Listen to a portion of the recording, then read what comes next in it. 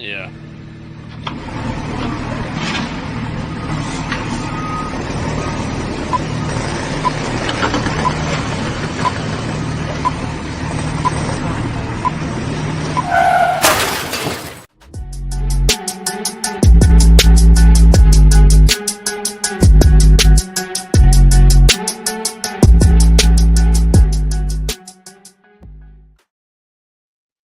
Hello and welcome to Thursday's edition of the Gary Williams Stole My Lawn Furniture Show. Fellas, last night got away from us. I should say last night got away from me, and according to Dustin's text messages, it did for him as well. But Brian, for whatever reason, alcohol doesn't affect him. So I am a night owl. I am a trooper. I am getting after it. I ended up running into Dusty's buddy, who is the shortstop, his double play partner. Yeah, a little 6'4" over there. So Kevin Barron. He was shout out.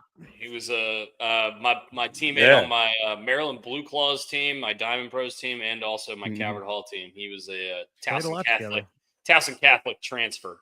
To Calvert Hall his senior year. He came into Pig and Rooster and he was talking to a couple people, and I saw he had Archbishop Spalding on. I guess he coaches at Spalding now. Oh, he does. Capacity. He was talking about how that son of a bitch. We're gonna have words. Yeah, I don't know. I forget what he does. Yeah, and I was like, "Where'd you go to high school?" He said Calvert Hall, and I was like, "Oh, I just got off a podcast with Brooks and Dusty Rothschild." He goes, "You know them?" I'm like, "Fuck yeah, let's go, let's dance." I haven't talked to that guy in 10 years, but always one of the nicest guys, and honestly, one of the funniest guys. Kid had a lot of swag on a baseball field. I'll tell you. He had a lot of swag last night. I mean, he seemed like a good dude. Yeah, super talented. Like he threw, threw hard, hit well. I mean, he had a lot of talent. He had all the tools. He was a good player. He had all the tools, but just couldn't put them together at the same time at times. But got him. But anyway, well, before we get going today, by the way, that was a lot of fun yesterday. That was a blast. I had a great time last night. Those are the fun ones. Yeah, and if you guys aren't aware, we did a little happy hour show last night, and we had some adult beverages while we did it, and so that was fun. And so if you want to go back and watch that, you can go on YouTube. If you're wondering how much, that's how much fun Brooks had last night. Holy shit! Which is a little bit too much fun, I would say, for a random Wednesday. When you can't remember the end of the podcast, you know it got out of hand. I definitely remembered the end of the podcast, but I did after I watched it, but I had to sit there and think about it in bed and rewatch it and be like, oh, yeah. I haven't drank much here in the last, I don't know, few weeks or so, probably a month or so, and going straight into just straight brown liquor with not eating much yesterday, not good. It's not a good combo. It's just it can get ugly quick when you don't eat. Yeah, that'll do it to you. I will say this: it was a lot of fun, and it took you a long time to pick Flip Cup and beer pong. It was one of the longest answers to a draft I've seen in a while. The draft, if not the longest. 40 minutes. We had to talk about all the games in like way too much extensive talk about each game. I don't know. But either way, it was fun. So if you didn't watch it, or if you want to watch it, go ahead and check it out. Last night we talked about a lot of stuff. We talked about a lot of the landscape of the NFL. We didn't get too much into baseball because we wanted to save some content for today. And clearly we're going to talk about some the Week 14 games. We're going to do our picks and stuff. So we have a lot of stuff to talk about. Hey, Dusty, before we get started on sports, I think we might need to take a second to address one of the people that come on this podcast. It might be Mr. Delaware Dave's birthday tomorrow. Watch out, boys. Boy. Watch out. Yeah. Wow. I didn't know that. Oh, yeah. Oh, yeah. Shout out to our buddy Delaware Dave. I hope he has a great birthday tomorrow. The posts coming on the Gary Williams Stole My Lawn Furniture Show Instagram tomorrow are going to be great. I'm going to try to get him drunk and do a Delaware Dockside rant tonight. So look out. Hell yeah. Speaking of birthdays coming up, Brooks, you have a birthday coming up. When's your birthday? No, I don't. Yeah, you do. Yeah, when is it? Next week. What it be? Brooks's birthday is December 9th. I don't know what day of the week that is. I don't know what day that is. But is that falling on a podcast day?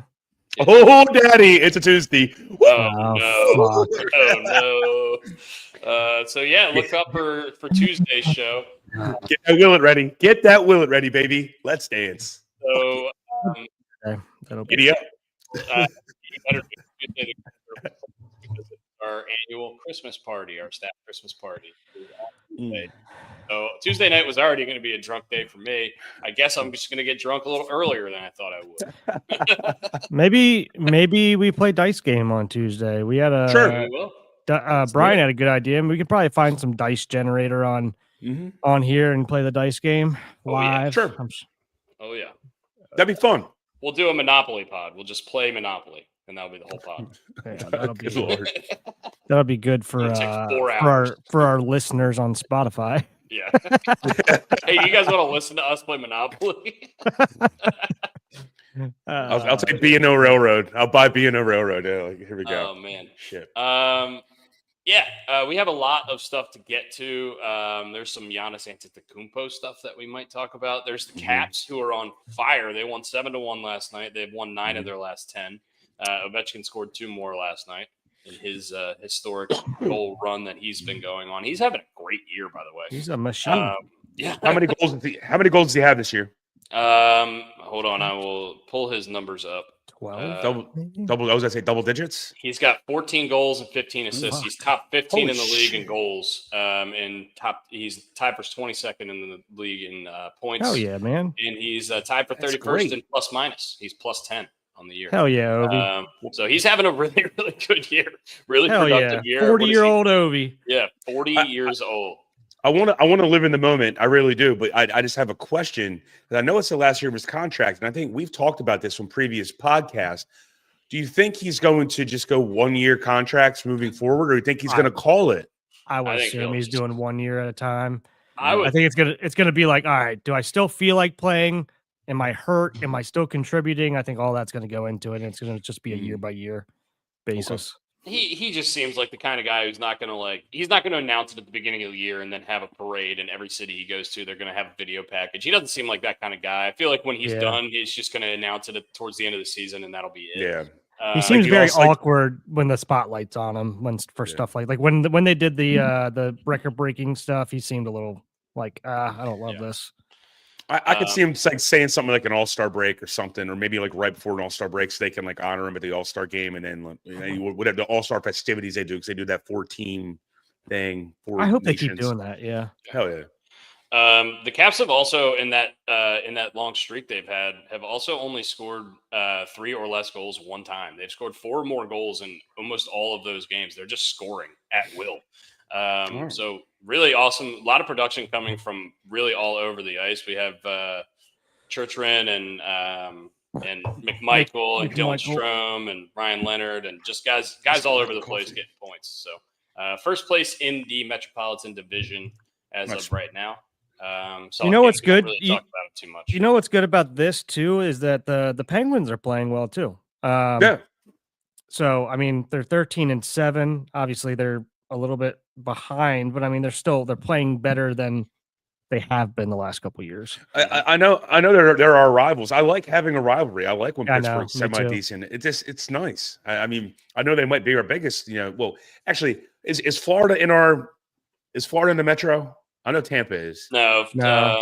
Tampa and Florida are both in the Atlantic, and Florida's Florida's the worst team in the Atlantic so far. I know. It's what? It's wild. 12-12. Yeah. So it's not like they can turn it around for sure. By the way, on the other side, Colorado Avalanche 19-1-6. Only lost one game in regulation. One game in reg? Wow. And they're 9-0-1 in their last 10 as well. So they're also on a freaking. I didn't realize that. Jesus. A lot of stuff going on in the early season basketball as well. The freaking Oklahoma City Thunder have only lost one game. 21-1. They're 21-1, and what's the craziest part of it is that the first 20 games of the season they were missing their second best player, Jalen Williams, who won Eastern Conference or Western Conference Finals, I believe, last year. Randy. I mean, they didn't even have him, and it doesn't matter. They're just so deep, it's crazy. And here's the kicker, and we've talked about this before about the Paul George trade and all that stuff, and how they got Shai Gilgeous-Alexander and all those picks. They have 3 first-round picks in this upcoming draft, and right now, if the draft was today, based on the lotto balls, it would be like the 5th pick, the 9th pick, and the 14th pick. Yeah, and this Holy draft is shit. supposed to be freaking loaded. Loaded. I know this past draft has actually been performing really well early too. So how's Cooper Flagg playing? He's been good. He struggled early in the season, but they kind of had him running the point because Kyrie's hurt, which is stupid because he's like a small forward, power forward kind of guy. Yeah. They got off of that quicker. I'm glad they did, but he struggled a little bit, but he's still like I think he had 35 the other night, which he's the youngest player to ever have 35 in a game. He broke LeBron's record. He's going to break a lot of LeBron's like younger, being the youngest to do this record. Yeah. But I think he's going to be good. Dallas is kind of in shambles a little bit. Yeah. The most impressive player, believe it or not, from that draft so far is the other guy from Duke. I want to say Knudsen? Con Knipple. Knipple, yeah. Sorry. He's a stud. I've watched a lot of Con Knipple. He drains threes. He's shooting like 42%. Even Reggie Miller said this. Now, this is so premature, what Reggie Miller said, and he even announced it's premature. But if you look at Steph Curry's numbers in his first season, he was only making like 2.3 threes a game. Knipple's making like 3.9. Now, health is obviously the major factor here, and Curry's still the best shooter of all time. He says, but if he could keep titles, but he was saying if he can keep this pace up, he might be able to get to some of those records. The counting stats, I can maybe get behind that, but getting behind the best player on 4 different title teams is that's rare. You're not going to get that. Once he said this is so premature, but if you just look at the numbers and the analytics, but whatever. But that's been the most impressive guy. Carlos Boozer's son should be in the NBA tomorrow. Who plays at Duke right now? I think he scored. Cam Boozer, he scored 90 points in the last 3 games. Jesus. Is that good? Those are 40-minute games. They played Florida the other night. That game was really good. I actually watched a good amount of that game.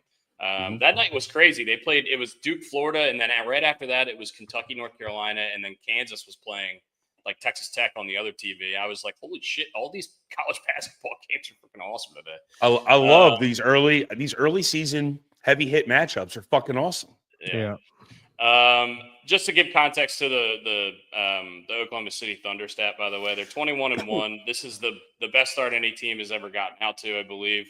But the record for wins was set by the Golden State Warriors in 2015-16. They were 73-9. They broke the 96 Bulls record, which was 72. So 73-9 is the record. They're currently 21-1. They're on their way. I think their DraftKings over-under is like 69.5. So DraftKings is assuming they're going to win 70 games this year, which I think like 4 teams have ever done. Yeah, you weren't ridiculous. Yeah, you weren't off by much, Dusty. I want to say that year they did the 73-9. The Warriors started 24-0. Okay. But I mean, whatever. You're splitting hairs. So either way, it's one of the best. It's one of the best starts that's ever been gotten off to in history of the NBA. So, that's enough NBA talk. Giannis also. There's some Giannis talk. The Milwaukee Bucks started off pretty well, and then Giannis got hurt, and since then they have taken a nosedive. He is in the last few years of his contract, and there's been kind of buzz around him. He's the best player in the NBA that's had buzz around him being traded in the last few years, and it looks like it's starting to become more and more realistic as the days go on. Giannis doesn't want to get stuck on the Bucks. They're clearly not really going anywhere. But if you're a Bucks fan, I mean, you got to. If you're a Bucks, if you're in the Bucks front office, you got to do whatever you can to keep this guy happy. He's a first ballot Hall of Famer. So. Yeah, I mean, look, they took a swing and a miss, and they took a big swing with Damian Lillard, and it just didn't work out. It was a good trade. I mean, it worked out for both teams in regards to they got a premier player, and then they gave up the appropriate things to the Blazers. It just didn't work out. The pick and pop just didn't work out between Giannis and Lillard, and Lillard obviously got hurt. Yeah, and now he's back to where he is in Portland. But Giannis wants to leave, and there's all this talk now that he might actually go to the Oklahoma City Thunder based on those picks that we just talked about. Now, do you want to fuck with chemistry? Yeah. Do you want to fuck with chemistry? That's what it comes down to. Well, do you want to fuck with chemistry? I get, but also it's fucking top 20 player that's ever played the game of basketball. I mean, I think you can fuck with chemistry for that guy. They have unlimited draft picks. They have unlimited talent on the roster. They could make a trade without even making a dent to their starting lineup to get Giannis, which is crazy. No other team in the league has as much ammo. I would say Atlanta has probably an outside chance. I think the Spurs have an outside chance. If they want to pair up Wemby and Giannis and just go huge on everyone, that would be insane if they did that. The Spurs, the Heat are always somehow miraculously in this. I don't know how. They don't have assets. Then they don't have assets. And the big one is going to be the Knicks. Everyone wants them to fucking go to the Knicks and pair them up with Jalen Brunson. But you're going to deplete all the depth you have on that damn team. It's not going to be the Knicks because there's just too much money. And the only way they could get it to work is if they traded Cat and he would be the centerpiece of the trade. And if I'm Milwaukee, I'm saying I don't want fucking Cat. That's my centerpiece of my trade. I would, so yeah, I don't know. I don't see him going to New York, but the league works. Yeah, going back to Oklahoma City, and they don't need him. See, it's like, it's the epitome of you don't fuck with a heater, right? You never fuck with a heater when you're gambling. They're 21-1 without him. Do you really need him right now? I don't know. We're trying to be legacy builders here. We're trying to be the best team in the history of the NBA. Not now it's a we thing. Are you part of? I'm just saying if I'm in the front office, I'm like, I don't know. It's just like if you have the opportunity to get Giannis and it doesn't cost you any of the top 3 players on your team, I mean, you have to consider it. Yeah, that's fair. But anyway, that's fair. And then the other basketball news is CP3 getting released at 3:30 in the morning Eastern time on his retirement tour. He went back to the Clippers to retire a Clipper, and they let him go at 3:30 a.m. Eastern time. Well, apparently him and Ty Lue, the head coach, were not on speaking terms, and this has been reported by Shams. And Ty Lue is one of the most well-respected coaches in the league, but Chris Paul's pretty vocal. He always has been, and I think he rubs a lot of people the wrong way, and he always has done that. But his play spoke for itself for a long time. Now he's older, and his play is not speaking for itself. He's averaging 3 points a game. He's clearly 14 minutes. Yeah. So I want to know. I want to know how did he get home? He got let go in Atlanta. How did he get home? Did State Farm pay for him to fly home or something? I mean, he has enough money to get his own jet. I know he's gonna be okay. Chris Paul. Can you imagine getting on a plane in the Atlanta Hartsock Airport and CP3's sitting middle row? Chris Paul has been paid over $404 million just by his NBA contracts. That does not include his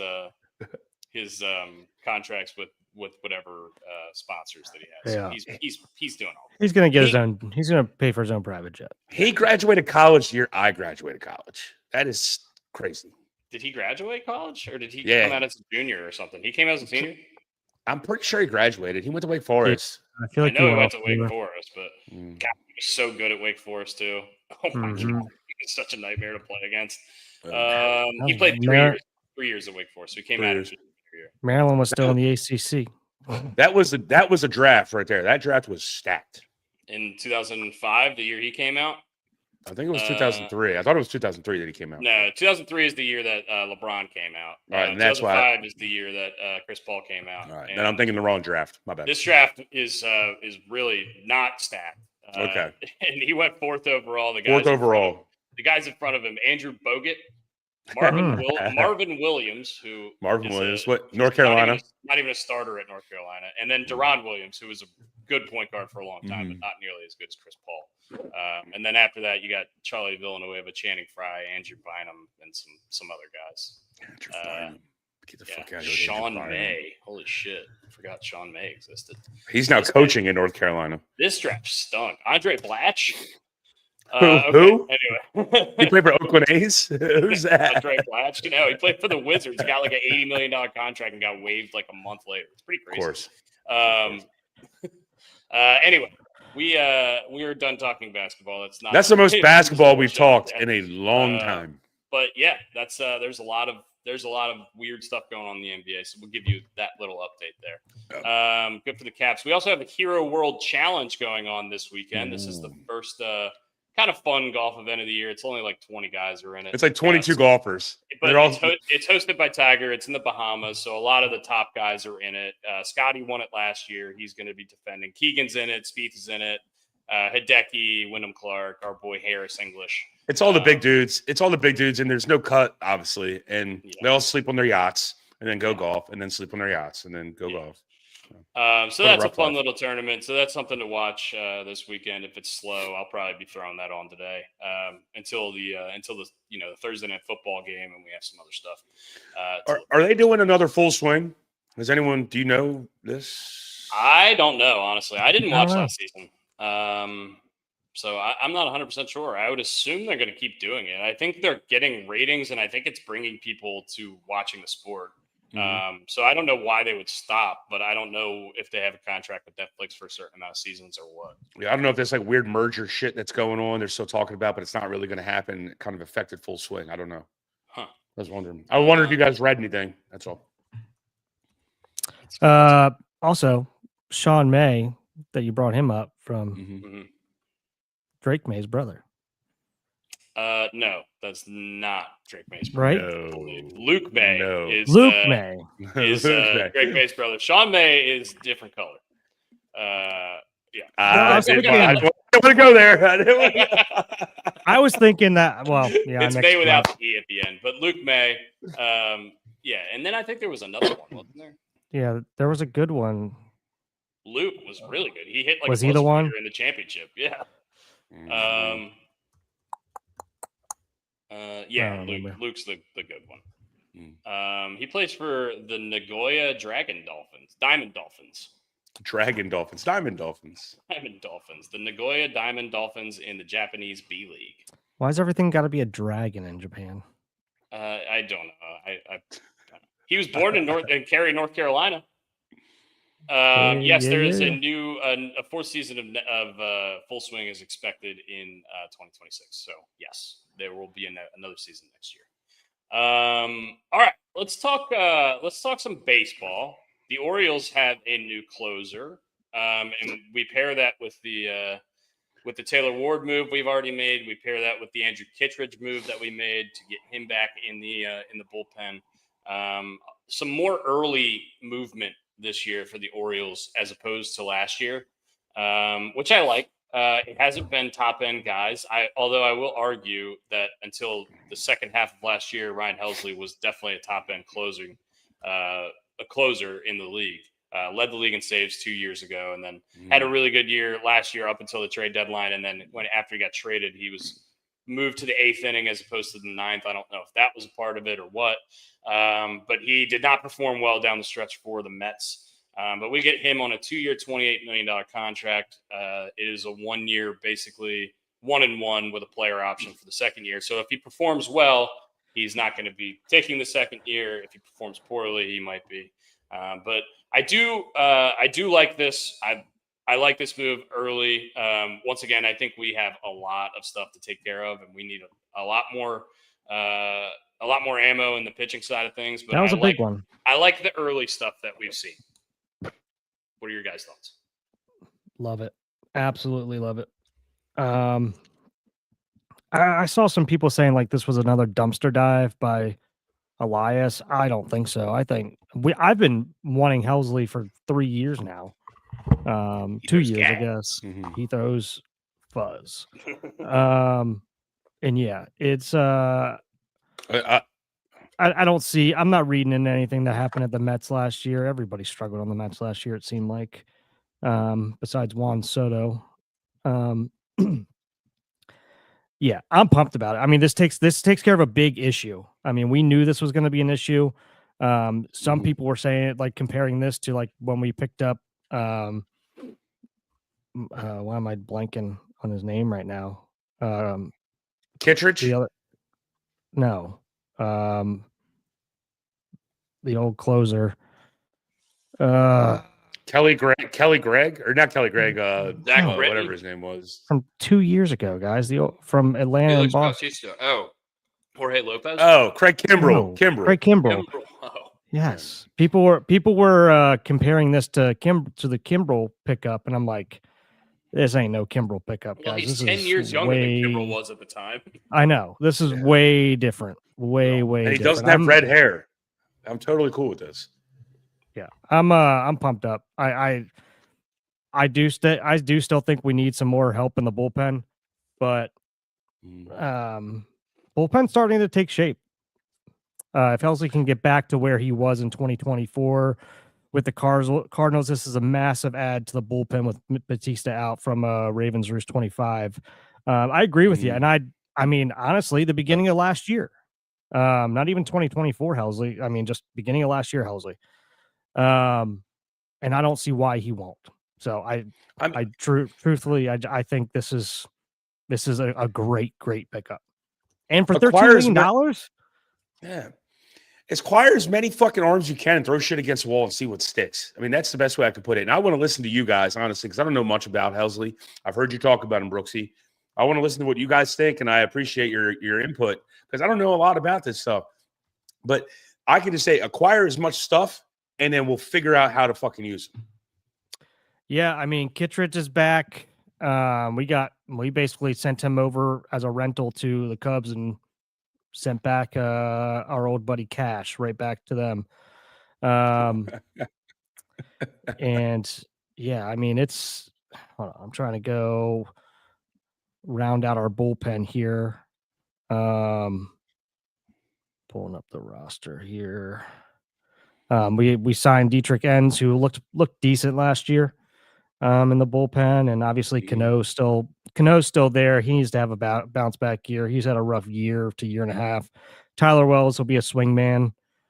Obviously Felix is done for the year. Tell me what you can say what you want about it. I think he's done for the year. Keegan Aiken. I like Keegan Aiken. I know that's a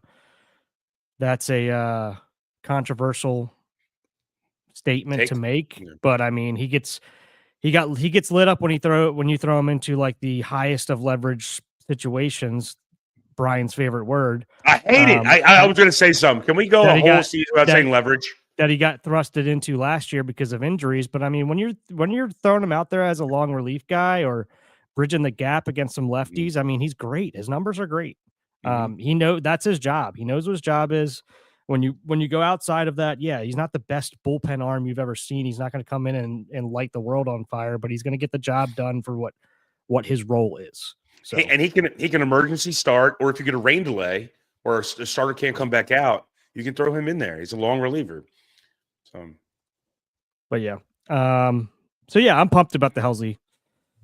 About the is he from the right side or from the left side? Right side. Okay. Right side throws fuzz. Yeah. Oh yeah. And I hope they send over that Hell's Bells entrance to us we can use his entrance or make a version of it. But and obviously we're looking a little too far in advance here. Do we think this young stud that everyone's raving about that throws absolute gas in the minors from last year is going to come up and be our closer, or you think we're going to go out and go fishing for one? No, Helsley's going to be our closer. You're 100% sure? I mean, not 100% sure, but you think that's definitely where we're going? You mean for this season or in the future after that? For this season. For this season, yeah, Helsley's going to be the closer unless he loses. It's his job to lose. Okay. They're the only guy that's on the market still that's better is Diaz. Diaz just got. Did the Mets re-sign him? I think they re-upped him, or he signed his qualifying offer. Maybe Pigtown would know this better than we would. Hold on, let me pull up my free agent tracker here. Diaz, is it Diaz? That's the first thing when you said Diaz. The only thing I think of Diaz. Name that movie. No, He declined his qualifying offer at $22 million. So he's gonna be a pretty penny for whoever goes and gets him. It's him. Robert Suarez was another guy that I think we all kind of wanted. Albert Suarez's brother in San Diego, who's really, really good. He's 35 years old. And Sean Newcomb with the Athletics. I was interested in him until we went out and got Helsley. So I mean, I'm still interested in all these guys, right? If you can go pick up one of the Kyle Finnegan's still out there from the Nationals. He went to Detroit last year.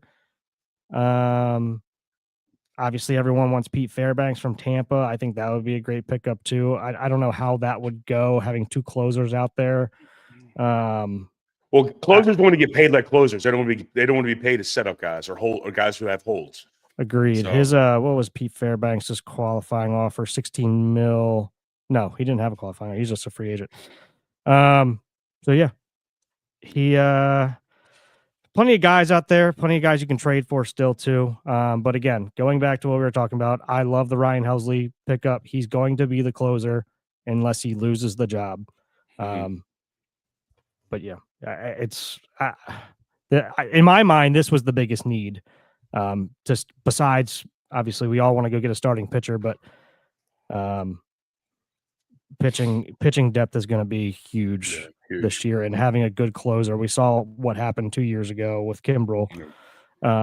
Decent the first half, little shaky the second half. To put it lightly. To put it lightly.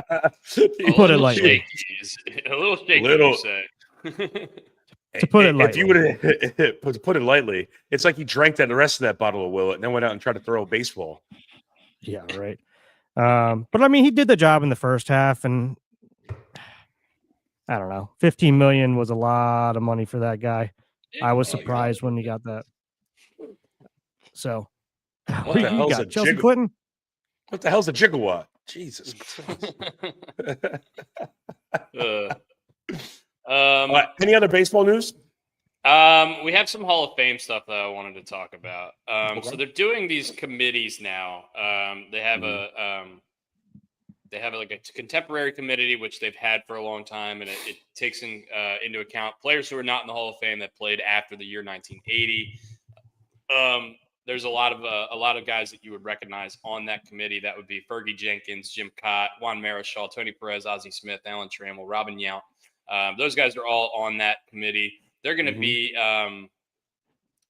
considering an 8-man Hall of Fame ballot that includes Barry Bonds, Roger Clemens, Don Mattingly, Dale Murphy, among some of the other big names that have played over the last few years, or the last 30, 40 years.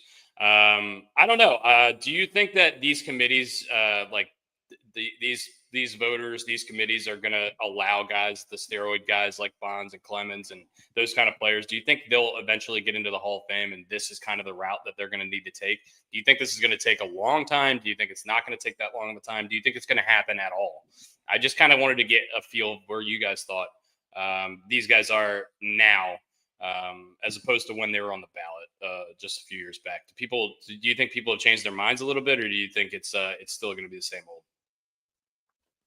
Who you want to go? Who wants? Go ahead, Brooksy. I would say that this is probably going to be the route until some of the older voters die off. And I mean, that should be a while, to be honest. I mean, there are some older guys, but yeah, this is the only way, I think, right? I mean, I don't see another way around it.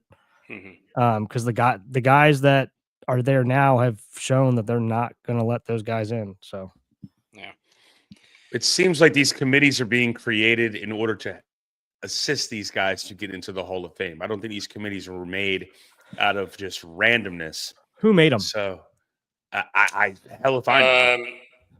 The actual Hall of Fame, the director of the Hall of Fame, or MLB, or who? I'm trying to. It's in the article somewhere. Because that'll tell us a lot. That'll tell you, and then who's voting on it, right? Probably the people that created this damn thing, these committees. They're probably the ones who vote, and how many people were voting. Because you need 75% for the actual Baseball Writers Association for the regular Hall of Fame ballot. So I'm assuming this is going to be a smaller committee that probably has about 15, 20, 30 guys on it. And you need probably 75% again, just kind of go with those percentages that are already stuck by the Baseball Writers Association. And these committees weren't made just out of fucking left field, or as we like to say on this podcast, right field. Yeah. So it's 16 people on this committee, and you need 75% of the votes. And who's voting? Is it former players? Does it say? So it's 16 members of the Contemporary Era Committee, including, like I just said, Fergie Jenkins, Jim Cott, Juan Marichal, Tony Perez, Ozzie Smith, Alan Trammell, Robin Yount. So former Hall of Famers, for the most part, at least. How about we start a committee with the actual people who are alive in the Hall of Fame and let them have a committee to vote? Well, I mean, all of these guys are Hall of Famers, so I think that's kind of what they're doing. Right. Agreed. But I think they should actually send a ballot to every single Hall of Famer and be like, here, tell us what you think. And maybe they have, and maybe it's not overwhelmingly good, and that's why they haven't released it and let the public know. But that would just make too much sense, right? It made way too much sense. I mean, the Hall of Fame can basically go to the Hall of Famers and say, look, this is your house. Who do you want in your house? Yeah. And that's how I would do it. I mean, at least let them have some kind of say. Fuck yeah. I mean, what's wrong with that? And maybe they already have a vote and we're just too dumb to realize it. Maybe. I don't know. We aren't the smartest bunch of human beings at times. But do I think that the steroid guys are going to get in? Yes. Inevitably, at some point or another, they're going to get in. Yeah. And this leads down the road, and I'm not getting into a debate about Pete Rose. This leads down the road to 2027 when Pete Rose is inevitably going to get in the Hall of Fame. And that's fine. That's great. Let him in the house, but you better put something on that plaque that says, you got to have something there. Yeah. I mean, you can't tell you can't tell the history of baseball without, I mean, that was one of the biggest scandals of all time. Yeah. And I mean, say what you want about it, whether you believe it or not. And whatever you think about it, it happened. It was in the news that he was banned from baseball up until last year, after he died. So, let's let him in. Let him in. I don't want to go down that hole. I mean, O.J. Simpson killed people. I mean, Lawrence Taylor wasn't the nicest human being in the world. These people are in. All right. Hey, don't smoke crack. Rumpelstiltskin's a good man. All right. So are you guys. Stay in school. So Laura, to your point here, it used to be 5 years. Now it's every 3 years. So basically the rotation is it's managers, executives, and umpires. They get considered 1 year. And then the next year it's classic era. So it's anything before 1980. And then the year after that, it's contemporary. That's why you see these old guys get in that you're like, oh, I thought it was 5 years. And then all of a sudden one of the guys pops up and they're getting inducted. So this is why.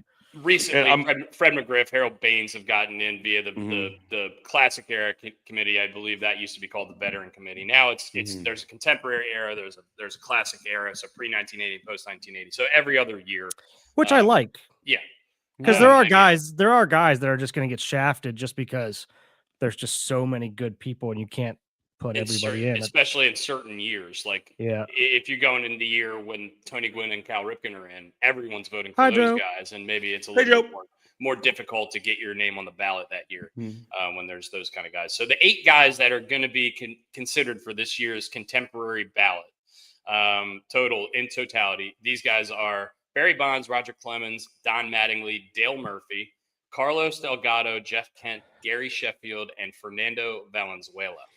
How many can get in? Is there a number, or it doesn't matter? It does not matter. They can vote for as many players as they want, but 12 of the 16 at least have to vote for them to be in. I believe Donnie Baseball will get in.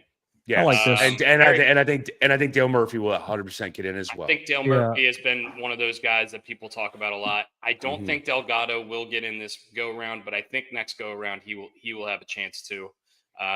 So I mean, those are the guys. I don't think Jeff Kent will get in. No. Dale Murphy's a two-time MVP. A two-time MVP has to get into the Hall of Fame. Gary Sheffield's weird because he does have all the counting stats, but he does have the one steroid thing. Clemens and Bonds obviously more famously have the steroid thing too. And then Fernando Valenzuela, super influential but a shorter career. So I don't really know what to say about Fernando Valenzuela. I didn't get to watch the guy. He was before my time a little bit. The other guys, for the most part, I've seen. I haven't seen Donnie Baseball or Dale Murphy, but based on everything I've heard about him over the course of my life, these guys are Hall of Famers, and everything I've read and the stats back it up too for those two guys. So. Other baseball news, just because. Hey boys, just a heads up. I have a 1P hard stop because I'm meeting. Your Wi-Fi. Am I there? Yes, you're here. Am I here? I don't know why. All right. I have a 1P hard stop because we're meeting to surprise Dell with some stuff. Myself, Cabbage, and Chris Merrick. Oh, yeah. Sounds good. We shouldn't be on till 1. If we did, it got out of hand again. Yeah. One thing that we did not bring up as well, Devin Williams signed a 3-year, $51 million contract with the Mets. So that basically puts Diaz, I mean, unless they're going to have him as a setup guy, but yeah, Diaz is on the market, it seems like, if they're going to bring in Devin Williams, because I don't see why Devin Williams doesn't have a bounce back year. That guy's stuff is too good. I agree. I think this is kind of buying low on Devin Williams. If he would have had the year in New York last year that he has been having in Milwaukee, I think this number is closer to 100 than it is to 50. So I think you're buying on the dip for him. But I don't think it takes the Mets out of the Edwin Diaz business. I think they certainly have a chance. I would consider them still the leader in the clubhouse to get him. I think they got the most money, and they have the most money. I think it doesn't seem like they like spending on the starting pitching staff, but they've never really had a problem going after bullpen, and maybe that's just their philosophy as a team. So I don't know, but I would not consider them out on Edwin Diaz. I would love Edwin Diaz in orange and black, but I doubt that's happening. I don't think we would even be in the top 10 teams probably. Well, with the Ryan Helsley deal, I don't see why you would. I think you should. There's no pressing need to really go after him and pay up. Yeah, there's other guys who are really good that you can go after that make a little bit more sense to me. That might not cost as much. Glenn thinks Rappy should be in the Hall of Fame too. I think there's only like 6 or 7 guys who have ever done both of these things in career. Why is he not on that? And this is rhetorical. Why is he not on that same ballot of all the other guys? Because he did not do steroids. Period. He pointed the finger at Congress. He who points the finger at Congress does not. Too famously. By the way, the rest of the Hall of Fame ballot, Carlos Beltran got 70% of the vote last year in his 4th time on the ballot. I think he'll get it this year. He'll get it. Andrew Jones is in his penultimate year on the ballot, his 9th out of 10. He got 66% of the vote last year. He's going to get above 70. He might have a chance to get in this year. If he doesn't get in this year, he'll get in his last year. I'm almost certain of it. He's been trending upward every year. And just like, I know his career completely fell off a cliff after he was 29, but in when he was 19 to 29, he was like the best defensive center fielder ever, and he hit 400 plus homers in like a decade. So we talk about it every year. Let Andrew Jones in the Hall of Fame. Yes. And then the other guys that are like the upper echelon that could potentially make a leap this year. Chase Utley had 40% in his 3rd year on the ballot. When I think Chase Utley, I don't think Hall of Fame, but I think these voters do. Maybe I'm wrong. I don't know. Alex Rodriguez, he's not going to get there because of all the stuff. And Manny Ramirez in his last year on the ballot, but he did it twice.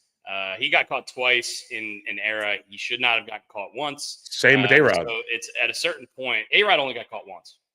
Well, he got caught twice. Well, he got caught once, and it was at the end, right? He got suspended the whole year. Yeah, he had allegations to the other one, but I don't know if he ever. Anyway, I don't know. What does it matter? If you got caught twice, you're probably out. And then Omar Vizquel, who was climbing a few years ago, has a lot of domestic violence stuff that's come out in the last few years, and he plummeted last year. He's not going to be getting a ton of votes. And to go along with what your dad said, like, why isn't Kurt Schilling on this fucking ballot that you're talking about? He's a horrible piece of shit human being, and he basically came out and said that he didn't want to be in the Hall of Fame, and the people who run the Hall of Fame are fucking morons. So they're never going to let him in. Well, at least he kept it politically correct. Well, he hasn't.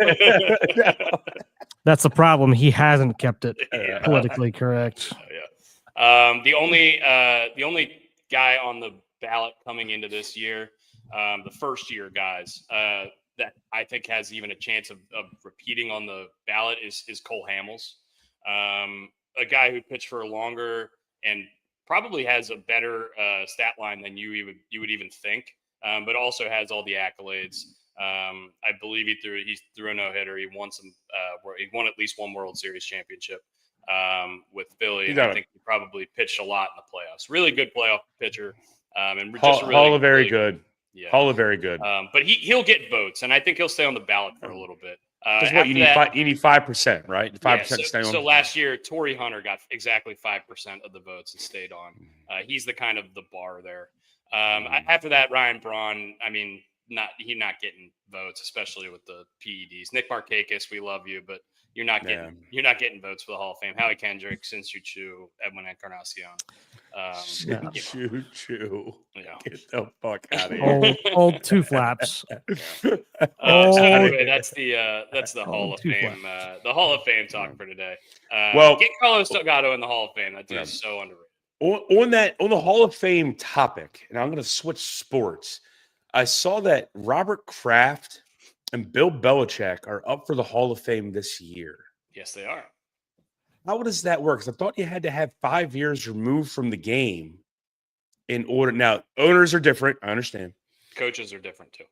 Are they? How the hell? Okay, all right. Then they're both on the ballot this coming year, and they're both going to get in. Yeah, I don't know. I just didn't know why. I don't know how it works. I was like, Bill Belichick's on the Hall of Fame ballot. And JJ Watt's not. Now JJ Watt will get in, but it'll be like next year. When he's eligible. The waiting period for coaches was reduced from 5 seasons to 1 last year in August. So now coaches are eligible immediately after they retire, basically, or season after they retire. Who's running this shit? The NCAA? There's so many fucking moving parts. I think the reason they did it in general is because the coaches are generally older when they retire, and maybe waiting 5 years is probably not the best case in certain situations. So I think that's probably a good move. Great point.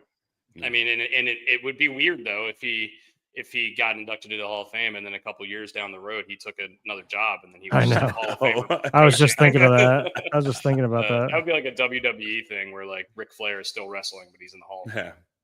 But I don't know. I think it would be weird, but I guess I know he's almost certainly going to get in first ballot. I mean, does Robert Kraft introduce Bill Belichick? Does Bill Belichick introduce Robert Kraft? I don't think so. I don't think that's gonna happen either. Separate parties, probably. Maybe it could be one of the women from the Orchard Spa. Maybe she could come and introduce Robert Kraft. or Jordan. What's her name? Whatever her name is. Yeah. Jordan something. Jordan something. Pablo Torre should do it. That would be great. Oh man. I hate us. The Reds have come to a 2-year, $20 million deal with their closer, Emilio Pagan. So good for the Reds. Yeah. They're actually sending some money out, but they're probably going to send their best player out in Hunter Green because a lot of people expect him to get traded this offseason. Why? That doesn't make any sense. I don't know why they would do it. I don't believe these reports. I don't believe me either. If you watched it it's kind of the Reds' MO. They don't want to pay anybody. I agree with you, but I mean, it just makes no sense. I mean, this has to be other teams just like putting it out there, right? Hey, what's it going to take? What's it going to take to get him? Right. I just don't. Yeah, I don't see it, man. If you have somebody like that in your building, pay him. Same thing with Scooble. I know there's been talks about people, and even the Orioles trying to trade for him. There's no way Detroit should let that man walk out of the building. That's got to be the face of your franchise, and you should pay him whatever he wants to be paid. Yeah. Let's trade Richie Bancells the former trainer, bag of balls, he's and Ernie Tyler's plaque. Well, look, the Yankees have been somewhat stagnant so far this offseason, but I assume they're going to be picking it up. Tampa just signed Cedric Mullins, but they're always quiet in the offseason. But the other two teams in the division have been very active. Toronto going out and getting Cody Ponce from Japan on a big deal, going out and getting Dylan Cease on the massive deal. And they look like they have, and they brought back in Shane Bieber for that weird contract that still nobody really understands why Shane Bieber signed. So they have a full rotation of guys there. And on the other side, with the Boston Red Sox, they've gone out and they traded for Sonny Gray. They traded for Garrett Crochet last year. So they're, it looks like steadying their rotation as well. I think the Orioles kind of need to get on it sooner than later, and winter meetings are right around the corner. So this is the time of the year to do it. That's why I'm not reading too much into a lot of other stuff right now, because the winter meetings are coming up. So you're going to have a lot of stagnant stuff. It's like a hiring freeze right now until you get to the winter meetings. I mean, when I see reports that Kyle Tucker is already going to Toronto and taking a visit, what the fuck's it really matter? All the GMs are going to talk at the winter meetings, wherever the hell they are being held this year. Yeah, but I mean, I gotta say, like, I feel like there's been more movement early this year. Like, I mean, it's pretty early for a guy like Cedric Mullins to be signing right now. It's early for us to sign a good closer in Helsley this early. It's certainly early for Dylan Cease to sign $210 million contract this early. Agreed. We don't normally see that. And maybe the pendulum's swinging back the other way a little bit, because I mean, like Brian said, it used to be like nothing really happens until the winter meetings, and sometimes not even until after the new year. But then we saw that kind of backfire with some of this stuff, with people not being in the right shape when they showed up at training camp because of late signings and stuff like that. So, and some people getting screwed over because Boris had them decline contracts and wait it out and kind of get screwed in all of this. So maybe the pendulum's swinging back a little bit. I don't know. Smart by the Orioles and whoever else is signing people right now, because you can jump on some of these guys before maybe some of these other teams are not expecting you to. Yeah. Top free agent targets for the Orioles, in my opinion, Framber Valdez would be up there, although he had the weird stuff at the end of the season, personality-wise. Mackenzie Gore, if the Nationals are shopping him, I would love to get two controlled years of that guy who was really good last year. Michael King, who's a free agent from the formerly of the Padres and the Yankees, another guy that I would really like. His stuff is disgusting, but he's got a little bit of problems with consistency. So that would be his drawback. Ranger Suarez would be another guy I would love to have. He's a dog in the playoffs. He's performed well. So these are guys. Consistent. The problem is, in my opinion, the problem would be if we only got one of these guys and if we didn't go after multiple, because I think we do need multiple. Grayrod's gone. We can't really trust Bradish to stay healthy. He hasn't stayed healthy in his career. We don't know what's going on with Eflin. He's still a free agent, so we don't know if he's coming back or not. Sugano is gone. So that's 4 starters already. We don't know what we're going to do with those innings. So I don't know. I just feel like we need to bring in a lot of guys, and I just really hope we do. I hope we open up that pocketbook this year. I agree with you. There's a lot of people out there too. And I know Brandon Woodruff accepted his qualifying offer at $22 million in Milwaukee. But Milwaukee is definitely down to trade whoever. Yes. Him or whatever the other guy over there, Pedro or for Peralta. Yeah. I don't know what it would take or anything like that, but if you did, then he would be the GM. Exactly. Yeah. But Brandon Woodruff, again, $22 million is pretty cheap for that guy. I love Brandon Woodruff, really do. I do as well. I agree.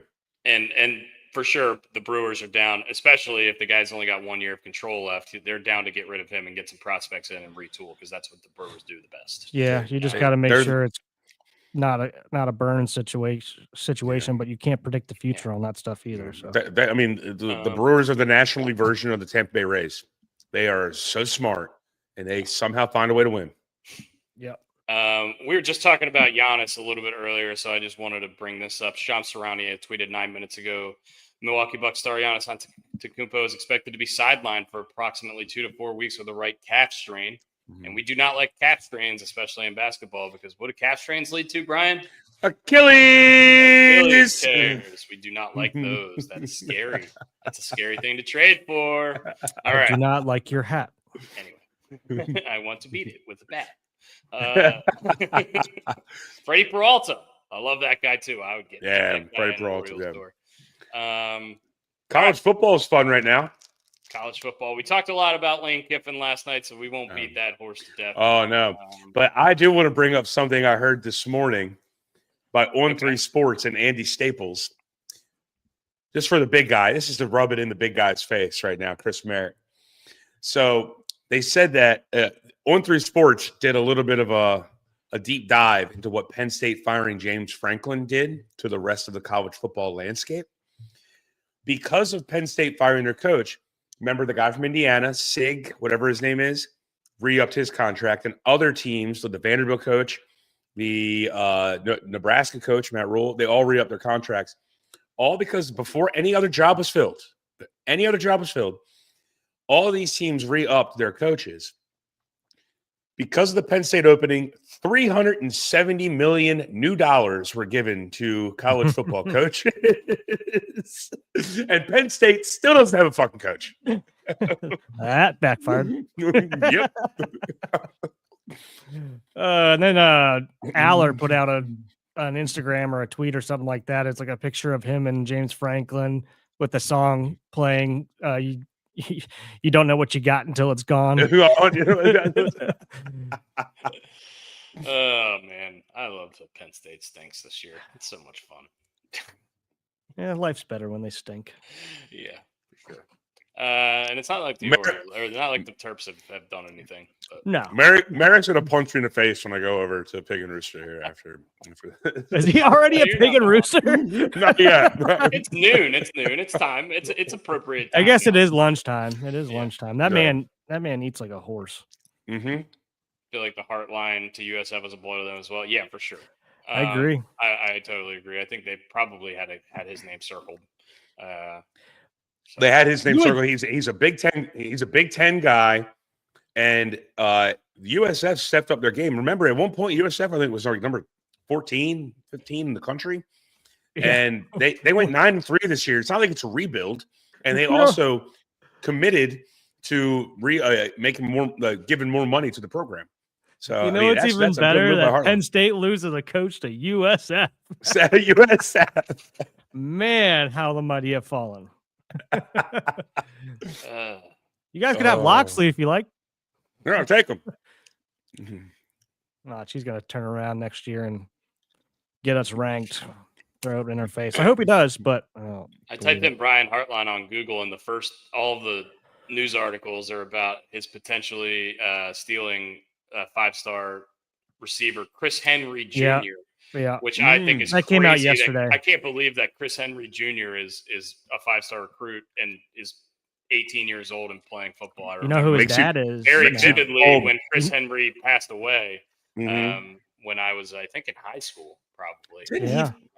I'm not trying to bring up. Did he fall at the back of a truck or something like that? Yeah. You know who their legal guardians are? All of his kids, including Chris Henry Jr. Ocho. No, Pac-Man Jones. They all live with him. Wow, really? Well, not against that. He took in all of their. Yeah, Nice. he took in all of their kids. Good for Adam Pac-Man Jones. Wow, he's a good dude. He just gets caught in the wrong crowds. It's called the wrong crowd. It's like when Vince Young got caught doing some. Vince Young got caught in some stupid stuff, but when Steve McNair unfortunately was murdered, he took in a couple, either one or two of his children. Yeah, that's awesome. I didn't know that either. All right. Enough dilly-dallying. Let's make some picks on NFL Week 14. Let's talk about the NFL.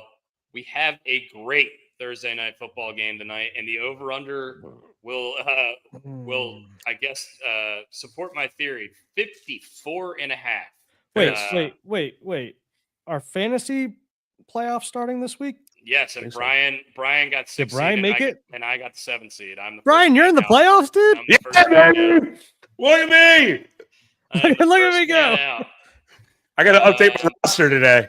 Cam Scadaboo is going to kill it. I have the same record as Brian, but he has, I think, 15 more points scored than me on the season or something like that. And the amount of coaching blunders I made this year. I can't believe that I am not in the playoffs and Brian is.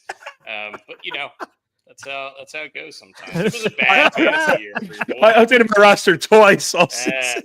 Bad fantasy. Brian, me and you might play. So you have Barletta this week. I got a first round bye. Barletta's going down, dude. So between you and Barletta, next week, don't lose. I don't lose the Giants fans, dude. They're going down. Number one seed is the tall guy. Tall guy. He's not starting Giants. That's for sure. No. Maybe Wandale. Anyway, tonight's game, Cowboys at Lions, and this game is Detroit -3. Cowboys are super hot. The Lions are super not. Who's letting Laura pick for him and let Laura know the game? Laura, you can pick Commanders Vikings for me because I don't want to pick it. And I already have Joe's pick for me. Okay. Cowboys Lions, the Roy Williams Bowl, not the safety, the receiver. But yeah. Detroit -3. I like a lot of what I've seen out of Dallas. I don't like a lot of what I've seen out of Detroit, and I think the public is going to reflect that by betting the Cowboys here. So give me the Lions. I don't know. I agree with you. Brooks. Give me the Lions inside at home. Let's team ride it. I was going to say Lions all day, no matter what you guys thought. Team ride on the Detroit Lions, and we have struggled with the team rides recently. So maybe go with the Cowboys tonight. The first game that we will go over on the 1 o'clock slate is the Seahawks at the Falcons. Two bird teams, one traveling from Seattle to Atlanta. One that's good and one that's really not. Birds fly south, dude. Birds fly south. This line is Seattle -7 coming west to east all the way across the country. And my question is this too many points or is this Falcons team a complete disaster and this is what it should be? Too many points. Give me the Falcons. All right. Damn it, Brian likes all those points, and he is going to be taking those. Damn it, Brian. Those dirty birds. I was going to as well, but I'm going to go with Seattle here. Their defense is playing phenomenal right now, and obviously Atlanta with the fighting Kirk Cousins right now are not looking great. So, I'm going to take Atlanta. I don't know why. I don't. Well, I was going to too, coming across the country, just because it always seems to work out that way that nobody covers. Birds go south for the winter, baby. Birds go south. Our most important game of the week, Steelers at the Ravens. 1 o'clock on Sunday, as it should be. I love it. Baltimore is -6 at home for the Steelers, and the over-under is 42.5. First off, I think that over-under is probably about right. I was going to say it's too high because these teams don't score normally, but both of these defenses are pretty ass. So I don't know. I'm going to take Baltimore -6 because I take Baltimore pretty much every week. Brooksy. And it doesn't work out for me all that much this year. Yeah, that's very true. These games are always close, but I'm going to take Baltimore as well. I would have probably taken Pittsburgh if this was in Pittsburgh to cover, but it's in Baltimore, so give me Baltimore to cover. Not that history will repeat itself, but these teams always play each other close. It's a rock fight, as I used to describe for certain games, division games, especially these two teams. They just punch each other in the face over and over. This is a 3-point game. I think there was a period of time in history where 13 in a row were decided by 3 points or less. Give me the Steelers with the Ravens to win, but the Steelers cover. Yeah. All right. We've got 2 for Baltimore, 1 for Pittsburgh. The game everyone's really waiting for this week. Titans-Browns. Browns are favored by 4.5 at home. The over-under is astoundingly low, 33.5. Does Myles Garrett break the sack record during this game in the first half? Sure. He only needs 1, right? No, he needs 3. 3. He needs 3. Yeah. What's that guy on 14 sacks in his last 5 games or something like that? He's got 19 now, so he needs 3? The number is 22.5. Yeah. So he needs 4 sacks to break it. I think he breaks it. And really, he only needs 3.5 because Michael Strahan's last one on Brett Favre is bullshit. Yeah. But TJ Watt tied him. Oh shit, I forgot about that. TJ Watt tied him in like 12 games a couple years ago, didn't he? What flavor White Claw you got there? Mango. Oh, I haven't had a mango White Claw in a really long time. Mm-hmm. They were randomly in my fridge. I guess somebody. In Ocean City, it's either lime or black cherry, and there's no other White Claws anymore because High Noons have just taken Surfsides have just taken over everything. Yeah. Sun Cruisers still big out there? Sun Cruisers are, but I think Surfsides are more popular just because they got here a little bit earlier. Gotcha. And Hoop Tea's local, so I feel like people probably drink that more. And people still drink Hoop Tea on the boardwalk more often. We don't sell it at Turtle, but at Turtle we sell a ton of Surfsides. Hoop Tea's big on the golf courses here in Baltimore because once again really? local.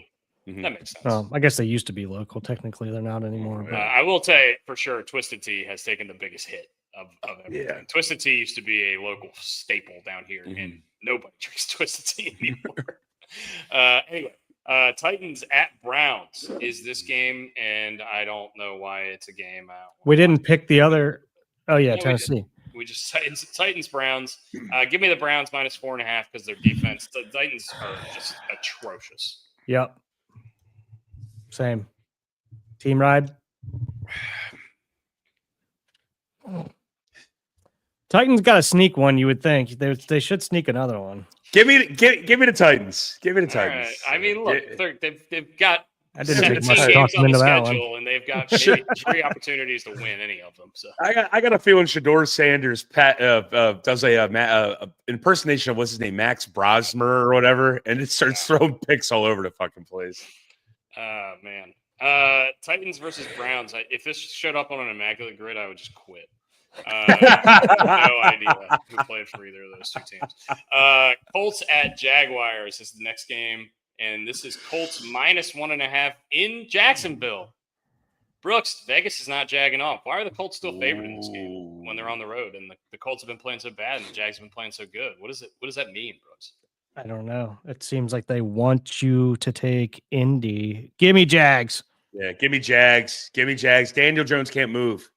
I'm jagging off, and I want jagging off, baby. Daniel Jones can't move, but Trevor Lawrence stinks. Give me Indy. I want both. I want both of your guys' dick beaters in duct tape with 40s in them. Well, I'm taking the Jags with you. I'm taking the Jags with you, man. So. All right, Laura, this is your game. Laura, this is your game for me. This is Commanders at Vikings, and this game stinks. The Vikings are favored by 2.5 at home. And my question to you guys is, why are the Vikings favored over anybody? They suck. I don't get it. I don't know. Laura, what do you like? Minnesota minus 2.5 in the Purple Palace. In the Purple Palace? Purple Palace. In Lake Minnetonka. With some pancakes. She's on the Durs. I'm on the Durs as well. Yeah, I don't like what I'm seeing out of Minnesota right now. Ride it. Ride. Easy like Sunday morning. We're all baby. Taking the Commodores, baby. Driving Miss Stacy, baby. Driving Miss Stacy. Here we go. Command skins. I love that. I love it. Wow. Another really bad game. I thought this game was supposed to be awesome. Or this week was supposed to be awesome. It's not. Why'd you get to register? I thought this game's supposed to be awesome. Everything you got. Dolphins at Jets. Tua versus Tyrod. I don't know which one I'd rather have. Miami is minus 2.5 in New York, and the over-under is 41.5. What do we like here, boys? Give me Dr. Needle. Give me Tyrod Taylor. All right. He's got 2 good lungs, and I like him. Let's go. Come on, Jets. Let's go. Nah. Give me Miami. Miami's playing good right now. Give me Miami. I'm going to keep riding them. All right. Brooks is going to take Miami. I'm going to take the Jets, too. I just love Tyrod. I'm just going to bet on Tyrod every week. I love Tyrod, too, but Miami's playing well. Just for the vibes. Give me Tyrod. For the vibes. A-Chain might have 300 all-purpose yards in that game, by the way. Yeah. Saints at Bucks. Tampa minus 8.5, and that's quite a bit for this Tampa team that's looking pretty beat up. I hate it. I think it's a perfect line, right? Give me the Saints. This division always finds a way to fuck you. Give me the Saints. Yeah, I'm going to sit here and say that Tampa's not playing great right now, and they're crippled. But I mean, it's not like New Orleans is playing very well either. But I agree with Brian. This division's always figures out a way to do weird stuff. So give me the Saints to cover. Whenever you guys pick the same game, I have to go the other way because I am down by a lot. Give me Tampa. I'm always down bad. I'm down a lot. Bengals, Bills, Joe Burrow versus Josh Allen, two of the top quarterbacks in the league going to battle in Buffalo. And this line is 5.5 in favor of the Buffalo Bills. The over-under is 53.5. Expecting a lot of points in this game. If I were the Buffalo Bills, I would do the exact opposite of what the Ravens did last week, and I would just run the shit out of the ball. Run the ball 45 times, and you will not lose this game. Keep the ball out of Burrow's hands and just destroy this defense. I will take Buffalo. I think they will do that. What is the weather in Buffalo this weekend? Take a look. This is the Joe Radke pick of the week, so he told me to take Buffalo. All right. He likes Buffalo Bill as I was on the fence, but since you guys are both taking Buffalo, that makes up what side I'm going to fall on. Give me Cincinnati. All right. Brooks likes Cincinnati. Don't know if they'll win, but I think they cover. Buffalo on Sunday is supposed to be 13 miles an hour, and 35% chance of snow flurries. So it's going to be cold, but it'll be fine weather-wise. Just cold. I'm going to take Buffalo there. Anyway, we got 2 for Buffalo, 1 for Cincy. Broncos Raiders is the next game. This game is in Las Vegas, but the Broncos are still favored by 7.5. And this is because the Las Vegas Raiders are doing irreparable harm to the sport of football. Give me the Denver Broncos. Give me the Denver Broncos minus 7.5 on the road, and I can't believe I am betting on Bo Nix on the road minus more than a touchdown. But I mean, this Raiders team is abysmal. If the Steelers win, if the Broncos win the Super Bowl, you need to get Bo Nix's name tattooed on your ass. If Bo Nix ever wins a Super Bowl, I mean, that guy stinks. See what I mean? At least the tattoo wouldn't take long. It's only 5 fucking letters, so it's not that bad. Denver couldn't even blow out the Durs last week. Give me Vegas to cover. Okay. I'm with Brooksy on this. I'm taking Vegas. I love it. Vegas flew interdivision game. Yeah, something could happen. Ashton Genty's going to throw a touchdown to Brock Bowers to lose me this bet. Sounds about right. And Patrick Surtain's going to be at at the win all night. This at the table, just getting after it. He's still on the IR, right? I have no idea. I think he's still on the IR. The oldest rivalry in football, Bears at Packers, is the I guess the best 4:00 game. One of the better 4:00 games. This line, man. Packers minus 6.5. Over the number 1 team in their division at 9-3, they are favored by 6.5. Packers minus 6.5, and Vegas still does not like the Bears. Who does besides Bears fans? I don't know. Do you think the public is going to start just like, fuck it, we're betting the Bears? They keep winning. Dicka likes the Bears. I don't know. Go Pack, go. Go Pack, go. Yep, I like cheese. We are team riding. Tend to agree with you, Laura. Cheese. I think we're gonna find out. We're gonna find out in this game. If they win, if they win this game, then we all shut our mouths. Yeah, agreed. Next game, Rams at Cardinals. Rams are favored by 7.5 in Phoenix, Arizona, Scottsdale, Arizona. And the over-under is 47.5. I'm going to take Arizona because I like Jacoby Brissett and what he's been doing. Although I can see the Rams coming back and getting right after that loss to the. Give me the Rams, and they hit the over by themselves. Wow. Okay. Brooksy. Hold on. The Rams. What was it? Rams minus 7.5 at Arizona. Oh, okay. That's better than I thought. Mine's showing minus 8.5. Give me the Rams. All right.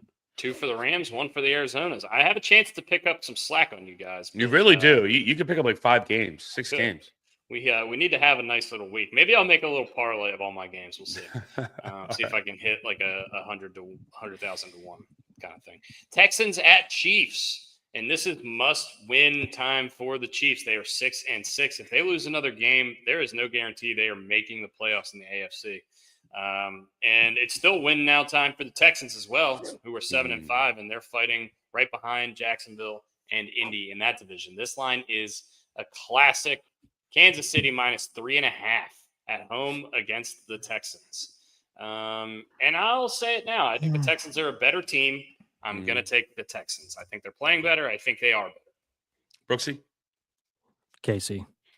Yeah, I'm with Brooksy. It's his desperation. And whenever Patrick Mahomes has his back to the wall, I'm taking Patrick Mahomes. So he proves us wrong. I hope they win by exactly 3. You guys deserve a little heartbreak. Monday night. That's the Sunday night game, by the way. Monday night is the Eagles at the Chargers. Okay. Aaron Sproles Bowl. Yeah. That's the only guy I can think of. Eagles at Chargers, and this line is Eagles -3 in Los Angeles. That rolls off the tongue pretty nice, though, by the way. Darren Sproles Bowl. Yeah.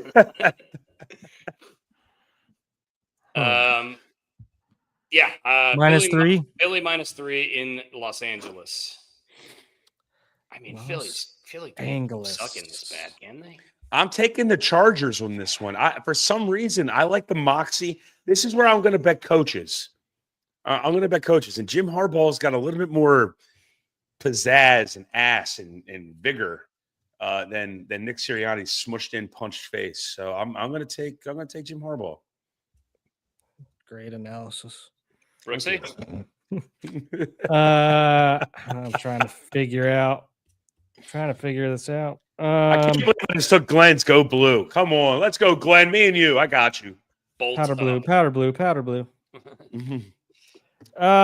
Give me the Eagles. I can't in good faith with all the injuries take the Chargers right now. They're just like hobbling. They're hobbling along. I'm going to take the Chargers as well. I just don't like the vibes in Philly. Yeah. I just don't like it. And I don't know, man. I feel like I'm rooting for the Eagles collapse, so I'm going to manifest it by taking the Chargers. All right, speaking into existence. Fair, but I just don't see how the Eagles' defensive line does not crush the offensive line for the Chargers. I am well aware of that matchup, and that is going to be terrifying me the whole game. But although Chicago's offensive line stood up pretty well against Philly's D-line. I mean, they ran the shit out of the ball. And they kept the offense off the field, although the Eagles offense doesn't want to stay on the field because they can't get first downs. You can't get first downs. So anyway, those are the games for the weekend. We will let you guys know, obviously, next week, like we always do, how we did this week. If you should keep tailing us or keep fading us. If you were fading me all season and you were tailing these two boys, you'd have a pretty good you'd be having a pretty good season. These guys are pretty far above 500. I'm pretty far below 500. So yeah, I bet on looks and coaches' faces being smushed. I mean, I absolutely follow me. I'm great. Follow me. Everything is all right. Nice reference. Is all right. All right. Oh man. All right. Any other stuff you guys want to talk about today? I got a couple things that aren't sports related, but I don't know if you guys want to talk about anything else. Let's do it. Well, I mentioned Eric L yesterday. I'm allowed to now say who it is. It's my former girlfriend, Kirsten Larson's father, Eric Larson, is going through a very tough time with left support, and I just want to just send out as many. I hate the term thoughts and prayers, but just like I hate seeing good people go through tough times. And that man is so strong, and he's going to make it through. And I'm thinking about you, Mr. Eric. I really am. All right. And then my buddy who I golf with, and I think you've met Dusty, Nate Cruz, who works at Pig and Rooster. I was with him last night. His sister, Tiffany, hence the name of my moniker here today. She's going through heart surgery as we speak. Damn. She was born with half of a heart. I didn't know that was an actual thing. She's going through heart surgery to try to alleviate some issues she's having. So I'm thinking about those people. I'm thinking about Kirsten and her family. No matter what, we all care about each other in the grand scheme of things. Take care of each other. And that's that. Once again, like I said last night, and I know we were drinking and we're doing the happy hour stuff. This is my therapy. And this is the way I can actually put a good word out so that other people can think about the people that we discuss. Hell yeah. Well said. Hell yeah, brother. T's and P's for Eric L in the chat via Laura. Thank you, Laura. Thank you, Laura. Thank you. As well. What are you guys getting up to today? What are you getting up to the rest of the day? I'm gonna, after I get off here, I'm gonna go over see Deli with Chris Merrick and Cabbage, and we're gonna, probably have a pop or two, and then I got to work later tonight. I'm gonna take Mr. Carlos out, get a long walk in. I'm starting to do the Brooksy. I got up this morning and I went on a long walk. So Brooksy's trying to, starting to change me a little bit here. There you go. How was it? Was it nice and brisk? I did not get up early this morning. No, I bet you didn't. Actually, it wasn't that bad. It's pretty stagnant air. Now it's a little cold, but I went along the promenade down by the water and walked all the way to Fells and then back. Oh, all right. Look at you getting your steps in today. I like it. Yeah, man. Yeah, dude. I'm going to make some chili. I got some deer meat thawing out, and I'm going to go to the store after this, get some stuff. I'm going to make some chili this afternoon. Do you go deer meat chunks or do you go ground deer meat? It's ground. So I got it from my friend, and the reason I'm making chili is because I got it, and I was like, well, I might as well make chili. So I'm going to go get some beef. I'm going to cut it half and half beef and deer, and make some chili. I don't know. Nice. I haven't made chili before, and I think it's not that very hard. So I'm just gonna do it. Get some diced up onions, diced up peppers. If you can do beans or no beans. Some people get weird about that. Yeah, I'll probably make sure you can. I'm just probably gonna look up a recipe after this and follow it and see how I like it. Yeah, you don't got to reinvent. Don't got to reinvent the wheel, dude. Don't got to reinvent the wheel. It's pretty easy. Unless you want to go to Cincinnati, Ohio, and start doing some Skyline chili. No, I'm not gonna dump a vat of sugar into my chili. Yeah, peas and noodles on it. Yeah, I'm good on that. Anyway. What do you got going on, Brooksy? You got to pick up Banksy, I'm assuming. Yeah, I got some other errands I got to run today, and I'm gonna go upstairs and get my life together, get changed, and go do some work. And got some errands to run, and I got to pick up Banksy from school. I know. I mean, you guys know I've been fighting a cold for the last week or two, and I just can't seem to shake a cough. But the reason I bring that up is Banksy and the little kids at his daycare experiencing stuff. Dude, as soon as cold weather hits, honestly, it's I don't know. He's just constantly stuffy and runny nose and stuff like that. Just kids. I mean, it's just kids being around other kids, and obviously being around their parents and then being around other people. It's just constant, and it gets worse as soon as it gets a little colder. Everyone seems to have something coming and going all the time. It's a petri dish, man. It's a petri dish. It really is.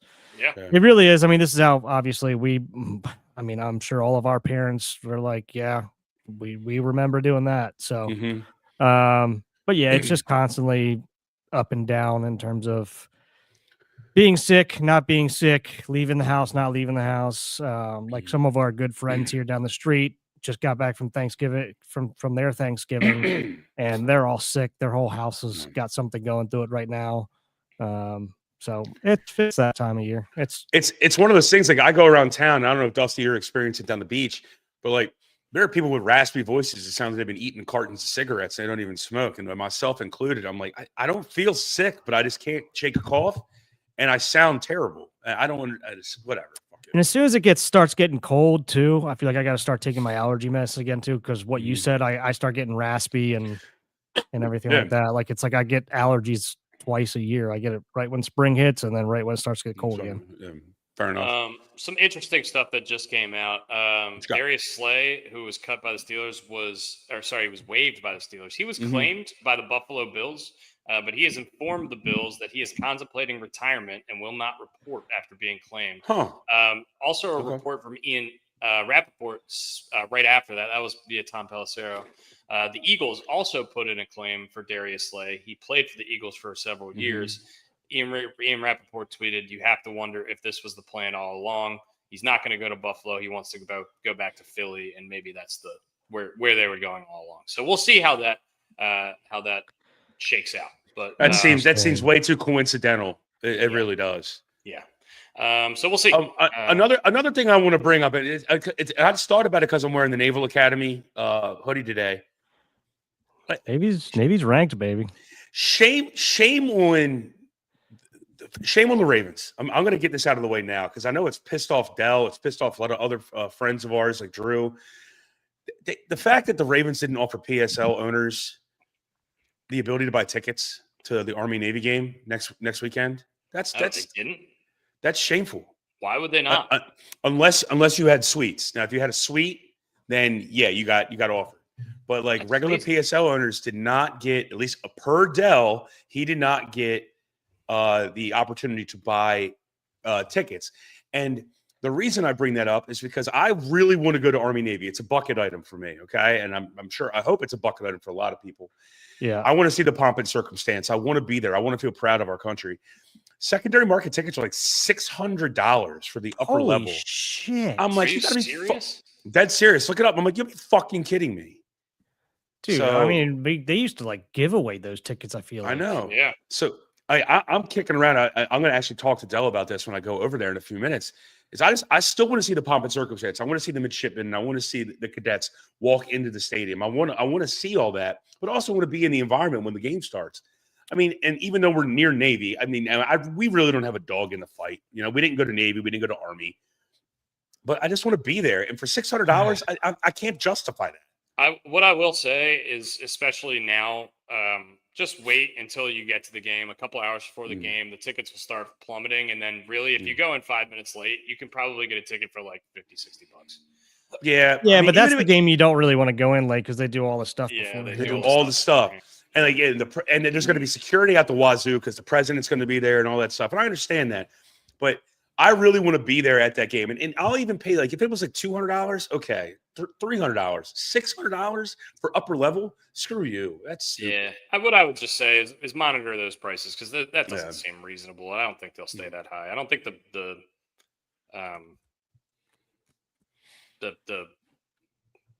I don't know. I'm trying to come up with the words, but they're not coming. Sorry. I got you. Yeah.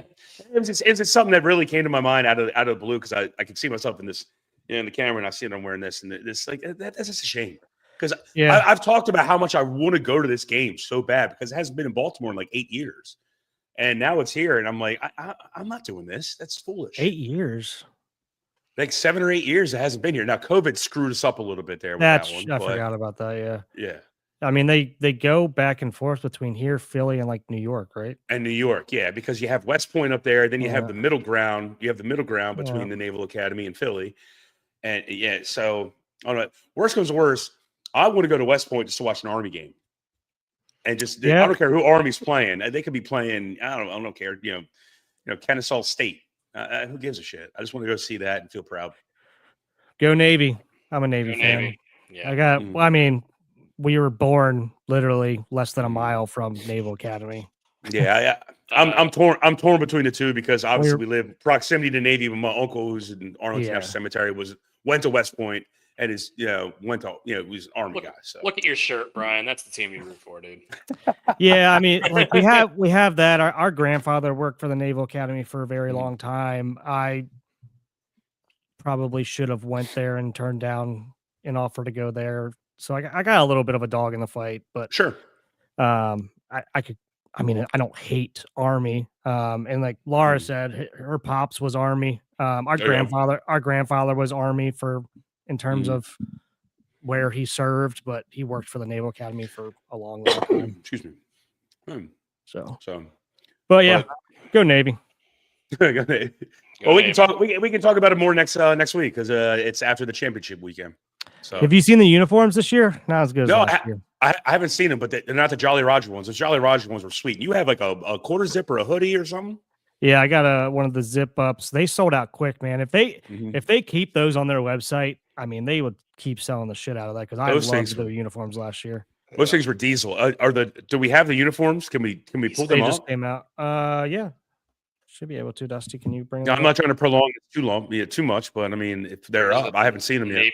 Naval Academy uniforms. Navy uniforms. Are the Army ones out as well? I'm sure they release them at the same time.